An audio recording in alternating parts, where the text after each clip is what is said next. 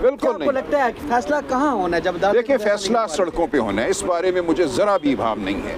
فیصلہ جو ہے بالآخر سڑکوں پہ ہوگا، یہ عدالتی عمل سے نہیں ہوگا، یہ پارلیمانی عمل سے نہیں ہوگا، یہ تب ہوگا جب آپ یہاں 4 لاکھ کی تعداد میں نکلیں گے باہر۔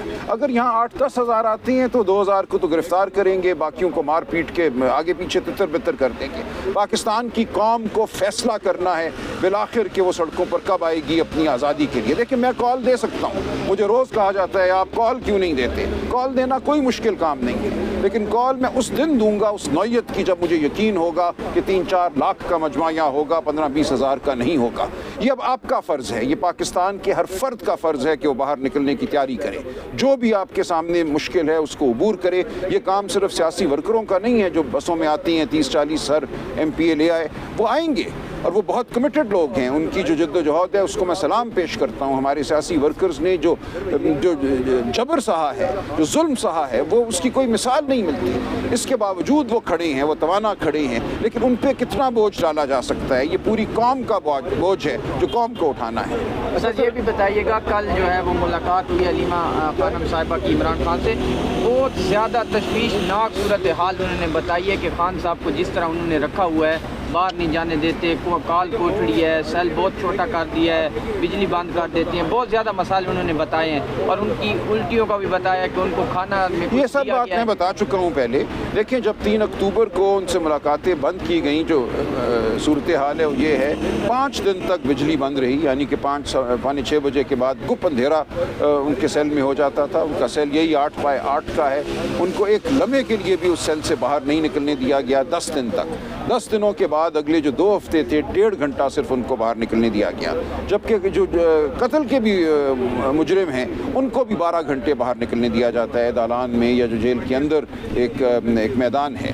تو ان کے اوپر سختی کی گئی، اس نوعیت کی سختی کی گئی جو ہر ٹارچر کی ڈیفینیشن میں آتی ہے۔ دنیا کا کوئی قانون آپ اٹھا لیں، اس میں جو اذیت یا ٹارچر یا تشدد کی جو تشریح ہے یہ اس کے زمرے میں آتا ہے۔ تو یہ سب کچھ ان کے ساتھ ہوا، لیکن وہ ثابت قدم ہیں۔ ان کو بالکل چند دن خوراک ایسی ملی کہ ان کو الٹیاں ہوئیں، لیکن اب خوراک مناسب ہے، اور کل انہوں نے ہمیں یہ بتایا کہ ان کو ایکسرسائز سائیکل بھی اب دے دی گئی ہے، اور اب 1.5 گھنٹے سے زیادہ وہ اپنے سیل سے باہر نکل سکتے ہیں، کوریڈور میں واک کر سکتے ہیں۔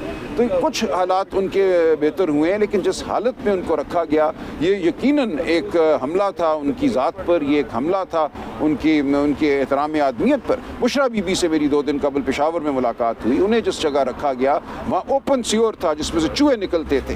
وہ کہتی ہیں کہ میں جب جا نماز پہ بیٹھتی تھی نماز کے لیے تو چوہے میرے ارد گرد دوڑتے تھے، رات کو چھت سے چوہے نیچے گرتے تھے بستر کے اوپر یا جو بھی چٹائی ان کو دی گئی تھی۔ تو یہ ایسی صورت دیکھ لی ہے ان لوگوں نے، لیکن اس کے باوجود یہ ثابت قدم ہے۔ خان صاحب نے کل باشگاف الفاظ میں کہا کہ میں ہار ماننے والا نہیں، میں پیچھے ہٹنے والا نہیں، میرے ساتھ جو بھی ہو جائے، خواہ فوجی عدالتیں ہوں خواہ کچھ اور ہو، میں عوام کی جنگ لڑتا رہوں گا، آزادی کی جنگ لڑتا رہوں گا۔ اچھا یہ بھی بتائیے گا، کہہ رہے ہیں کہ بشرا بی بی صاحبہ کی رہائی جو تھی اس کے اندر جو ہے علی امین گنڈا پور صاحب نے کوئی کردار ادا کیا ہے؟ آپ کے پاس کوئی ایسی خبر نہیں؟ میرے پاس ایسی کوئی خبر نہیں۔ اچھا سر، ایک ٹیم کے ممبر کے ساتھ کل عمران خان نے آپ کے باقاعدہ جو دیکھیں یہ بات ہو گئی ہے، غیر اہم بات ہے، وہ بھی گلے شکوے اب آپ کے؟ دیکھیں یہ ایک تنظیم میں نظم کی بات ہے، میرا کسی سے کوئی ذاتی جھگڑا نہیں ہے۔ اس تمام عمل میں ہمارا مقصد نصب العین صرف ایک ہے، بڑا نصب العین، پاکستان کے عوام کی آزادی، عمران خان کی آزادی۔ یہ دونوں چیزیں مشروع